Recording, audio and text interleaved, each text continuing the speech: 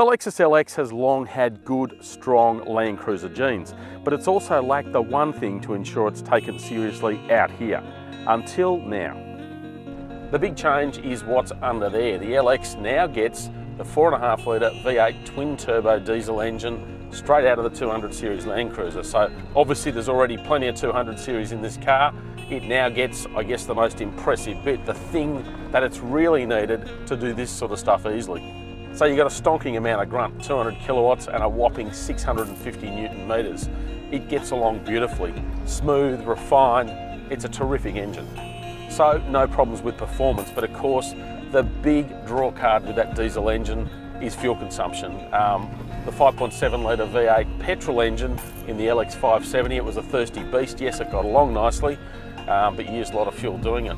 This one, a lot better off. Claim consumption is 9.5 litres per 100 kilometres, about 30% less than the LX570. But there's one big compromise when it comes to fuel consumption, and that is with the size of the fuel tank. So obviously the massive 138 litre dual tank in the 200 series, it's a brilliant thing, get you across places like the Simpson without having to take jerry cans. This one, it's a different story. To get it under its GVM, to keep it underweight, they had to pull a few bits and bobs out. One of those things was the second fuel tank, so you're limited to 93 litres. Not great. That ultimately drops plenty off the driving range, to the point where the LX450d will only go a fraction further than an LX570, albeit using a lot less fuel in the process. And of course, it won't go nearly as far between refills as a regular 200 series LandCruiser. As with the LX570, the LX450d gets adjustable height air suspension. So it's terrific when you want to go off-road because you've got that extra bit of clearance, which is good because your approach angle in particular is actually worse off than a regular 200 series. Blame that on the unique nose on the Lexus. It's got a more aggressively styled snout, and the result is you're more likely to catch the bumper when you're doing this sort of stuff. That said, it is supremely capable. This thing just does it so easily. When you need to call on it a bit more, it delivers.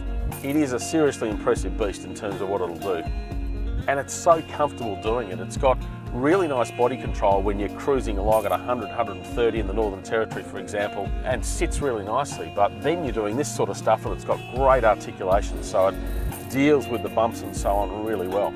Plus you've got some of the cool LandCruiser software to help you out. So one of them is crawl control. We'll get that happening now.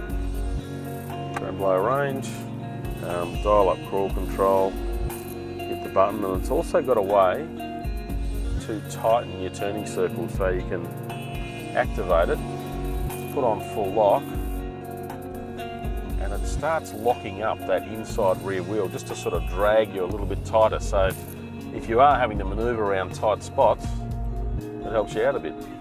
Now, of course, none of this is cheap. You've got a very opulent cabin with plenty of leather and wood, and it is a really nice environment to be in. A large cabin too, obviously, exactly the same as 200 series. But you pay for it. You're looking at around about 135 grand plus on road. So it's an expensive bit of kit.